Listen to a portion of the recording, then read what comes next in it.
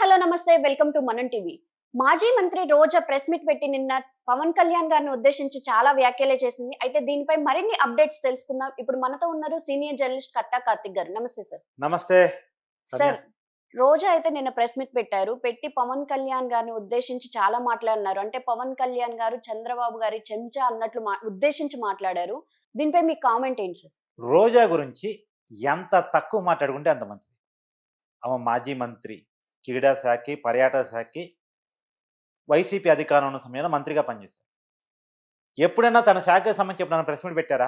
లేదు. తను ఎప్పుడు ప్రెస్ మీట్ పెట్టినా చంద్రబాబు నాయుడు గారిని తిట్టడానికి, పవన్ కళ్యాణ్ గారిని తిట్టడానికే పెట్టింది. ఇప్పుడు కూడా అందుకే పెట్టింది. ఓకే. నిన్న పవన్ కళ్యాణ్ గారు ప్రెస్ మీట్ పెట్టి ప్రతిపక్ష హోదా ఇవ్వకపోతే అసెంబ్లీకి రారా మీరు? హోదా ఇవ్వాల్సింది ప్రజలు కదా. నా పార్టీకి 21 సీట్లు ఇచ్చారు, నీ పార్టీకి 11 సీట్లు ఇచ్చారు అంటే ఎవరో విలేకరి తను 40% ఓటింగ్ వచ్చింది కదా అందుకే అడుగుతున్నారని చెప్పేసి అంటే, ఓటింగ్ ప్రకారం మన కాడ ప్రతిపక్ష హోదాలు ఇవ్వరు, కావాలంటే జర్మనీ బొమ్మను జర్మనీలో ఇస్తారేమని చెప్పేసి పవన్ కళ్యాణ్ గారు మాట్లాడారు. ఆ మాటలకి కౌంటర్ చేస్తూ రోజా ప్రెస్ మీట్ పెట్టారు. మరి దానికి సమాధానం చెప్పగలుగుంటే బాగుండేది. నిజంగా జనసేనకి 21 సీట్లు వచ్చాయా లేదా, వైసీపీకి 11 సీట్లే వచ్చాయా లేదా, ఆ విషయాన్ని రోజా క్లియర్గా చెప్తే బాగుండేది. అది వదిలేసి మొత్తం చుట్టూ తిరిగి పవన్ కళ్యాణ్ తిట్టే ప్రయత్నం చేస్తుంది. ఏది చంద్రబాబు నాయుడికి పవన్ కళ్యాణ్ చించాను, ఈయన పార్టీకి డిప్యూటీ సీఎం పదవికి రాజీనామా చేసి వచ్చి బయట వచ్చి ప్రతిపక్ష హోదాకి ప్రతిపక్ష హోదా తీసుకుని బయటకు వచ్చేవాళ్ళను ఉచిత సలహాలు ఇస్తుంది. అసలు రోజే ఎమ్మెల్యే కూడా కాదు, నగరి నుంచి పోటీ చేసి ఆ పార్టీ కార్యకర్తలే ఓటేయకపోవడం ఫలితంగా ఓడిపోయినటువంటి వ్యక్తి. ఈవెన్ దో వైసీపీ కార్యకర్తలు, నగరి వైసీపీ నాయకులు కూడా మాకొద్దు అని చెప్పబడుతున్న వ్యక్తి ఆర్కే రోజా. ఎలా ఆ రోజా పవన్ కళ్యాణ్ గారి గురించి మాట్లాడటం ఏంటి అంటే, స్థాయి అనేది ఒకటి ఉంటుంది కదా. తన స్థాయి పవన్ కళ్యాణ్ గారి గురించి, చంద్రబాబు నాయుడు గారి గురించి మాట్లాడుకునే స్థాయి కాదు. తను జబర్దస్త్లోకి వెళ్ళి నవ్వు రాని జోకులకి నవ్వుకుంటే చాలా బెటర్. తనకి అలవాటైనటువంటి రికార్డింగ్ డాన్స్ ప్రోగ్రాంలకి గెస్ట్గా వెళ్తే బెటర్. అంతే తప్ప ఇక రాజకీయాల గురించి రోజా మాట్లాడితే వినటానికి ఆంధ్రప్రదేశ్ ప్రజలు సిద్ధంగా లేరు. అంటే నేను జనరల్గా ఇలాంటి వ్యాఖ్యలు చేయను, పొలిటికల్ వ్యాఖ్యలు చేస్తాను. కానీ రోజా లాంటి వాళ్ళకి సమాధానం చెప్పాల్సి వచ్చినప్పుడు, కొడానాన్ లాంటి వాళ్ళకి సమాధానం చెప్పాల్సి వచ్చినప్పుడు వాళ్ళ భాషలో సమాధానం చెప్తే తప్ప కొంతమందికి అర్థం కాదు అనుకుని ఉంటుంది. అదే మన పల్లెటూరులో ఒక సామెత ఉంటుంది, వాడికి చెప్పాలంటే బండెడ బో తినాలి, బండెడ కూర తినాలని. అంటే అట్లా అంతగానం తిని చెప్పగలిగే తప్ప వాళ్ళకి అర్థం కాదు. రోజాకి వైసీపీ నాయకులు చెప్పే ప్రయత్నం చేశారు, నీ వల్ల మైనస్ తప్ప ప్లస్ లేదమ్మా, నువ్వు నోరు మూసుకొని ఇంట్లో కూర్చోవు అని చెప్పేసి. కానీ వినదు కదా, ఇలా వచ్చి మాట్లాడుతూ ఉంటుంది. రోజాని నేను స్ట్రైట్గా అడుగుతున్నా, ఆమె గతంలో ఎమ్మెల్యేగా 2 సార్లు పనిచేసి ఉన్న వ్యక్తి కాబట్టి, మంత్రిగా కూడా పనిచేశారు కాబట్టి నీకు చట్టం తెలుసా? అసలు ప్రతిపక్ష హోదా ఎవరికి ఇస్తారు, ఎవరిస్తారు? నేను స్ట్రైట్గా అడుగుతున్నా, ఎవరిస్తారు, ఎవరికి ఇస్తారు, ఎవరికి ఇస్తారు? సాంప్రదాయబద్ధంగా 10% సీట్లు ఉన్నటువంటి సీట్లలో 10% సీట్లు ఉంటే ఇస్తారు. ఆంధ్రప్రదేశ్లో 175 సీట్లు ఉన్నాయి. 10% సీట్లు అంటే ఎన్ని రావాలి? 18 సీట్లు రావాలి. అంటే 170 ఉంటే 17, 175 కాబట్టి 18 సీట్స్ రావాలి. 18 సీట్స్ ఉంటే నువ్వు ప్రతిపక్ష హోదా ఆటోమేటిక్గా నీకు వస్తుంది. ఇప్పుడు 2014లో ఎవరిచ్చారు నీకు? ప్రజలు ఇచ్చారు. 67 సీట్లు వచ్చినాయి కాబట్టి నీ పార్టీకి 67 సీట్లు నిన్ను గెలిపించిన ప్రజలు నీకు ప్రతిపక్ష హోదా ఇచ్చారు. అప్పుడు చంద్రబాబు నాయుడు గారు ఇవ్వలేదు, స్పీకర్గా ఉన్నటువంటి కోడెల శివప్రసాదరావు గారు ఇవ్వలేదు. ప్రజలు ఇచ్చిన సీట్ల వల్ల నీకు వచ్చింది. 151 సీట్లు 2019లో వచ్చినప్పుడు నీకు జగన్మోహన్ రెడ్డి గారికి ముఖ్యమంత్రి పదవి ఎవరిచ్చారు? ప్రజలు ఇచ్చారు. చంద్రబాబు నాయుడు గారు ఇవ్వలేదు, ఎవరు ఇవ్వలేదు. అది ఈవెన్ దో ప్రమాణ స్వీకారం చేయించిన గవర్నర్ గారు కూడా ఇవ్వలేదు. 151 సీట్లు వచ్చాయి కాబట్టి ముఖ్యమంత్రిగా గలిగాడు. టెక్నికల్గా గవర్నర్ గారు ప్రమాణ స్వీకారం చేయించారు. ఈరోజు నీకు 11 సీట్లే వచ్చాయి కాబట్టి ప్రజలు నీకు ఇచ్చింది అది కాదు సార్. ఇప్పుడు రోజా గారు ఏమంటున్నారు, 11 సీట్లు వచ్చినందుకు కాదు, ఆయనకి ప్రతిపక్ష హోదా ఇస్తే చంద్రబాబు నాయుడికి, పవన్ కళ్యాణ్ గారికి భయం. అంటే ఆయన చేసిన మంచంతా ఆయన అసెంబ్లీలో గట్టిగా గొంతెత్తి చెప్తారు, అందుకే మీకు భయం వేసి ప్రతిపక్ష హోదా ఇవ్వట్లేదు అని అంటుంది. అసలు అసెంబ్లీకి రావడానికి ప్రతిపక్ష హోదాకి సంబంధం ఏంటి రమ్య? ఆయన అసెంబ్లీకి రావడానికి ఎమ్మెల్యే అనే పదవి సరిపోతుంది. మరి అసెంబ్లీకి వచ్చి చంద్రబాబు నాయుడిని, పవన్ కళ్యాణ్ భయపెట్టొచ్చుగా. రైట్. ఆయన అసెంబ్లీకి వచ్చి గట్టిగా మాట్లాడి తొడలు కొట్టి మెడలు కొట్టి చంద్రబాబు నాయుడిని, పవన్ కళ్యాణ్ని పడగొట్టొచ్చుగా. ఎవరైనా వద్దన్నారా? ఇప్పుడు ఆయన టైం ఎవరు మైక్ ఇవ్వరని కదా ఆయన బాధ. ఇప్పుడు వాళ్ళ పార్టీ తరపున 11 మంది ఎమ్మెల్యేలు ఉన్నారు. 11 మంది ఎమ్మెల్యేల తరఫున మొత్తం ఎమ్మెల్యేలకు ఇచ్చే టైం అంతా జగన్మోహన్ రెడ్డిని తీసుకోమను. తీసుకునే అవకాశం ఉంది. వెసులుబాటు ఉంది. ఆ ఒక్కొక్క ఎమ్మెల్యే కొంత సమయం ఇస్తారు కదా! ఆ 11 మంది ఎమ్మెల్యేల సమయం మొత్తం జగన్మోహన్ రెడ్డి గారు తీసుకొని గట్టిగా మాట్లాడి చంద్రబాబు నాయుడు గారు చేయనటువంటి పనులని ప్రజల ముందు చూపించి అసెంబ్లీ సాక్షిగా ఎండగట్టి ప్రభుత్వాన్ని వైసీపీ చేసిన అభివృద్ధిని సంక్షేమాన్ని బలంగా వినిపించుకోమని చెప్పు. ఎవరు కాదన్నారు? ఉమ్, అసెంబ్లీకి రావద్దని ఎవరు చెప్పలేదు కదా. ఆయనే చిన్న పిల్లగాడు చాక్లెట్ ఇచ్చినట్టు, ఇస్తేనే స్కూల్కి పోతా అన్నట్టు, ఉమ్, ఈ లేదంటే కాలేజ్ స్టూడెంట్ బైక్ కొనిస్తేనే నేను కాలేజీకి పోతా అన్నట్టు, ప్రతిపక్ష హోదా ఇస్తేనే అసెంబ్లీకి వస్తా అంటున్నాడు. అసలు ప్రతిపక్ష హోదా ఇచ్చే చంద్రబాబు నాయుడు కాదు. అడగటానికి జగన్మోహన్ రెడ్డి ఎవరు, ఇవ్వటానికి చంద్రబాబు నాయుడు స్పీకర్ ఎవరు? అవును. ఇవ్వాల్సింది ప్రజలు. ఈ ప్రజలు వద్దన్నారు. ప్రజలు నీకు ఆ స్థాయి లేదన్నారు. ప్రజలు ఇవ్వని దాని గురించి అడగటం అనర్థం, అవివేకం, అనైతికం. రోజా అది గుర్తుపెట్టుకోవాలి. ఉమ్. అయితే ఇప్పుడు చంద్రబాబు నాయుడు గారు గాని పవన్ కళ్యాణ్ గారు గాని సూపర్ సిక్స్ పక్కన పెట్టేసి కేవలం జగన్ మీదే ఫోకస్ పెట్టారు. ఆయన్ని తిట్టడమే సరిపోతుంది ఈ 9 నెలల నుండి అని కూడా ఆమె అంటుంది. దీనిపై ఏమంటారు మీరు? ఇప్పుడు ఇదే మాటలు జగన్మోహన్ రెడ్డి గారు వచ్చి అసెంబ్లీకి వచ్చి మాట్లాడవాను సూపర్ 6లో ఏం అమలు చేశారో చంద్రబాబు నాయుడు గారు సమాధానం చెప్తారు.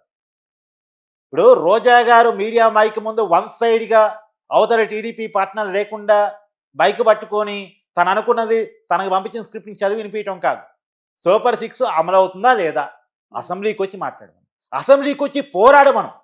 సూపర్ 6 అమలు చేయకపోతే నిజంగా కూడా అమ్మఒడి అంటే ఇప్పుడు తల్లికి వందనం ఎప్పటి నుంచి ఇస్తారు, ఇస్తున్నారా లేదా? ఉమ్, లేదు మహిళలకి పెన్షన్లు 2500 రూపాయలు ఎప్పటి నుంచి ఇస్తున్నారా లేదా? ఫ్రీ బస్ ఎప్పటి నుంచి ఇస్తున్నారా లేదా? ఇవన్నీ అడగమను. ఇస్తున్న వాటి గురించి కూడా చెప్పుకునే ప్రయత్నం చేస్తారు. ఒక్కోటిగా మేము అమలు చేసుకుంటూ పోతున్నాం. అమలు చేసే క్రమంలో పింఛను ఒక్కసారిగా ఉమ్, 4000 రూపాయలు చేసాం మేము.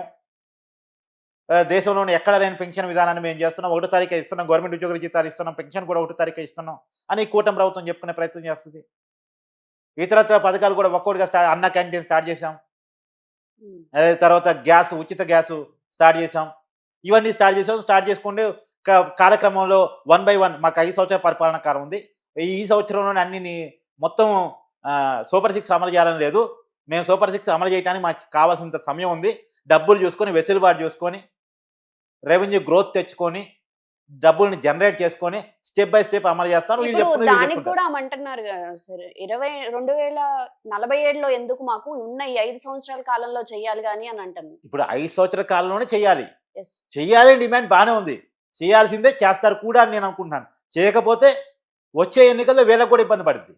ఇప్పుడు జగన్మోహన్ రెడ్డికి ఏ ఇబ్బంది అయితే తగిలిందో వీళ్ళకు కూడా అదే ఇబ్బంది తగిలింది. చెయ్యాల్సిందే.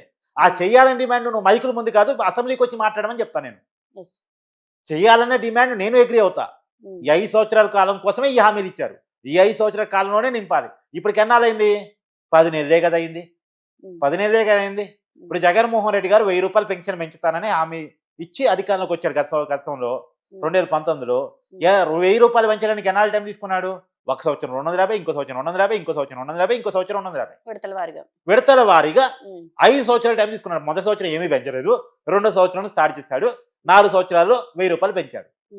సరే, ఇప్పుడు జనసేన చూసుకున్నా గానీ 21కి 21 సీట్లు అంటే 100% ఓట్ బ్యాంక్ వచ్చిందని విర్రవీగుతున్నారే గానీ ఆంధ్రప్రదేశ్ లో ఆడపిల్లలపై అత్యాచారం జరుగుతుంటే పవన్ కళ్యాణ్ గారు పట్టించుకోవట్లేదు అని వ్యాఖ్యలు చేస్తుంది. ఇందులో ఎంతవరకు నిజం ఉంది? అసలు ఆంధ్రప్రదేశ్లో అత్యాచారాలు ఈ మధ్యలో జరిగింది కనుక ఈ మధ్యకాలం గతంలో కొన్ని జరిగాయి. జరిగినప్పుడు పవన్ కళ్యాణ్ గారు స్పందించారు, అనిత గారు స్పందించారు. అనిత గారికి పవన్ కళ్యాణ్ గారు ఓ చిన్నపాటి వార్నింగ్ కూడా ఇచ్చారు. పవన్ కళ్యాణ్ గారు చాలా గట్టిగానే మాట్లాడుతున్నారు. మాట్లాడిన ఎవరైనా ఉంటే ఆర్కే రోజా వైసీపీ అధికారంలో ఉన్నప్పుడు. ఇప్పుడు వాళ్ళ ఎంపీ న్యూడి వీడియో బయటకు వచ్చింది. ఎప్పుడైనా ఆర్కే రోజా మాట్లాడారా? అంబటి రాంబాబు అరగంట ఆడియో బయటకు వచ్చింది. ఆర్కే రోజా మాట్లాడారా? తర్వాత ఇంకొక అవంతి శ్రీనివాసు మంత్రిది గంట నాతో వచ్చిపో అని చెప్పేసి ఒక అమ్మాయితో అసభ్యంగా ప్రవర్తించిన ఆడియో బయటకు వచ్చింది, వీడియోలు బయటకు వచ్చాయి. ఎప్పుడైనా ఆర్కే రోజా మాట్లాడారా? వాళ్ళని పార్టీ నుంచి సస్పెండ్ చేయాలి, అమ్మాయిలకు అన్యాయం మన పార్టీలో జరుగుతుంది అని మాట్లాడారా? ఈ మధ్య కాలంలో కూడా దువ్వాడ శ్రీనివాస్ వాళ్ళ పార్టీ ఎమ్మెల్సీగా ఇంకా ఉన్నారు. అతను వాళ్ళ భార్యను వదిలిపెట్టి మాధురి అనే ఇంకొక వ్యక్తితో సహజీవనం చేసుకుంటూ భార్య పిల్లల్ని గాలికి వదిలేసి నాకు సుప్రీంకోర్టు డైరెక్టరీ పర్మిషన్ ఇచ్చిందని చెప్పేసి అతను ఇష్టారాజ్యంగా తిరుగుతున్నాడు. మరి ఆర్కే రోజా ఆ వ్యక్తి మీద మాట్లాడేదా? ఆ వ్యక్తిని సస్పెండ్ చేయమని జగన్మోహన్ రెడ్డి గారిని అడిగిందా? ఒక ఆడవ్యక్తిగా తనకి నిజంగా ఆడవాళ్ళ మీద మహిళల మీద ప్రేమ ఉంటే వైసీపీలో ఆడవాళ్ళ మీద జరుగుతున్న అరాచకాలు, అత్యాచారాలు ఉమ్, దాని మీద మాట్లాడమని చెప్పి. ఉమ్, అసలు పూర్తిగా వీడియోలు బయటపడితేనే ఆర్కే రోజు ఎప్పుడు మాట్లాడిన వ్యక్తి ఇవాళ కొత్తగా వచ్చి ఆంధ్రప్రదేశ్లో అత్యాచారాలు జరుగుతుంటే పవన్ కళ్యాణ్ గారు స్పందించలేదు, అనిత గారు స్పందించలేదు మాట్లాడటం. ఇది కామెడీకే కామెడీ. Yes sir. ఫైనల్ ఇప్పుడు చంద్రబాబు నాయుడు గారు పరిపాలనలోకి వస్తే కరువు ఉంటది అని చెప్పేసి అది వాస్తవం అని ఆమె మళ్ళీ కూడా ఇప్పుడు గుర్తు చేస్తుంది. ఇది ఎంతవరకు కరెక్ట్ అంటారు? అంటే ఆయన పరిపాలనలో ఉంటే ఖచ్చితంగా కరువు ఉంటది అని అంటుంది. ఆర్కే రోజే గారు మరి అదే టీడీపీ పార్టీ నుంచి ఆమె వచ్చారు. అదే టీడీపీ పార్టీ వల్ల ఆమె ఎదిగారు. అదే టీడీపీ పార్టీలో ఆమె మాట్లాడుతున్న మాటలు కొన్ని కరెక్ట్ కాదని హెచ్చరించిన ఫలితంగా ఆమె ఇష్టారాజ్యంగా మాట్లాడటానికి, ఇష్టారాజ్యంగా మాట్లాడగలిగిన ఎంకరేజ్ చేసే పార్టీ, ఎక్కువ మాట్లాడితే ఎక్కువ పదవులు ఇచ్చే పార్టీ, బూతులు తిడితే పదవులు ఇచ్చే పార్టీ వైసీపీ పార్టీ గారు అటు వెళ్ళిపోయారు. ఓకే. ఇవాళ ఆమె కరువు గురించి మాట్లాడుతూ ఆంధ్రప్రదేశ్ ప్రజలు కరువులో లేరు. ఇప్పుడు కరువు అంటే ఏంది? ఆ రాష్ట్రానికి రాజధాని కూడా లేకుండా చేసిన 5 సంవత్సరాల పరిపాలన చూసావా? అది కరువు. రాష్ట్రానికి రాజధాని కరువు.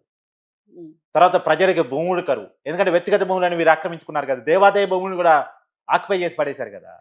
ఇసుక కరువు, మద్యం కరువు. మంచి బ్రాండ్లు తాగే అవకాశం లేదు, వాళ్ళు ఇచ్చిన బ్రాండ్లు తాగడం తప్ప. తర్వాత మట్టి కరువు. మట్టి మొత్తం వైసీపీ నాయకుల చేతుల్లో ఉంటుంది. గనులు కరువు. గనులు మొత్తం పెద్దిరెడ్డి గారి చేతుల్లో ఉంటాయి. అడవి కరువు. అడవి మొత్తం, అటవీ సంపద మొత్తం పెద్దిరెడ్డి గారి చేతుల్లోనో లేదా సజ్జ రామకృష్ణారెడ్డి గారి చేతుల్లోనో ఉంటుంది. ఇది కరువు అంటే. గత 5 సంవత్సరాల కాలంలో కరువును పట్టే ఆంధ్రప్రదేశ్ ప్రజలు అవకాశం వచ్చినప్పుడు గుద్దితే వాళ్ళ 11 సీట్లు, వీళ్ళకి 164 సీట్లు వచ్చాయి. Okay sir. ఇప్పుడు టీడీపీకి ఇంత పాజిటివిటీ గానీ, వైసీపీకి ఇంత నెగటివిటీ రావడం కారణం అంటే టీవీ9 గానీ, సాక్షి గానీ ఇలాంటి ఛానల్స్‌ని అలౌ చేయట్లేదు అసెంబ్లీకి.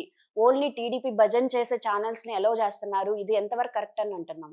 గతంలో వైసీపీ అధికారంలో ఉన్నప్పుడు ఏ ఛానల్స్‌ని అలౌ చేశారు? వాళ్ళ ఛానల్స్ మంచిదే కదా. ఎన్నికల సమయంలో పెయిడ్ ఛానల్స్ పెట్టుకొని వన్ సైడ్‌గా న్యూస్ ఛానల్ అంటే అందరి అభిప్రాయాలు చెప్పగలగాలి. యెస్. అందరి విషయాల్ని వివరించగలగాలి. అవకాశమే లేకుండా పెయిడ్ ఛానల్స్ పెట్టుకొని అది పదే అదే పనిగా చంద్రబాబు నాయుడు గారు వ్యక్తుల కుటుంబాలని ఇంట్లో ఉన్న ఆడవాళ్ళని టార్గెట్ చేస్తూ, కథనాలు వేస్తూ, మాట్లాడిన వాళ్ళని ఎంకరేజ్ చేస్తూ, అలాంటి వ్యాఖ్యని పదే ప్లే చేస్తూ ఉన్నటువంటి ఛానల్స్‌ని వీళ్ళు ఎందుకు ఎంకరేజ్ చేస్తారు?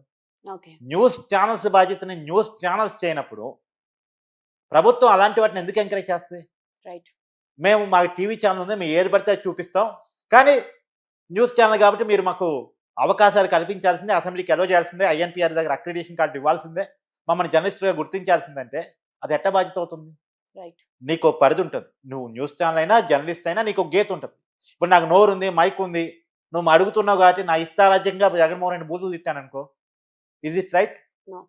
కాదు కాదు కదా. ఇప్పుడు గతంలో ఇదే జరిగింది.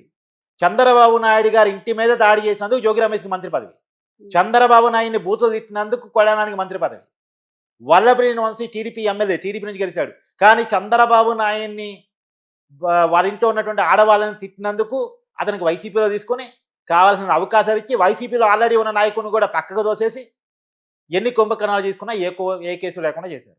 ఓకే. తర్వాత ఇదే ఆర్కే రోజా పవన్ కళ్యాణ్ని, చంద్రబాబుని బండబోలు తిట్టి కాబట్టి మంత్రి పదవి. యెస్. అంబటి రాంబాబుకి ఓపెన్ అయ్యాడు పాపం.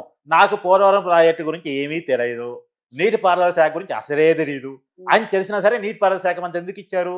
ఆయన గట్టిగా పవన్ కళ్యాణ్ తిరుగుతాడు, గట్టిగా చంద్రబాబుని తిరుగుతాడు. Yes. అంటే తిట్టడమే వాళ్ళకి అర్హత. అది వైసీపీ నైజం.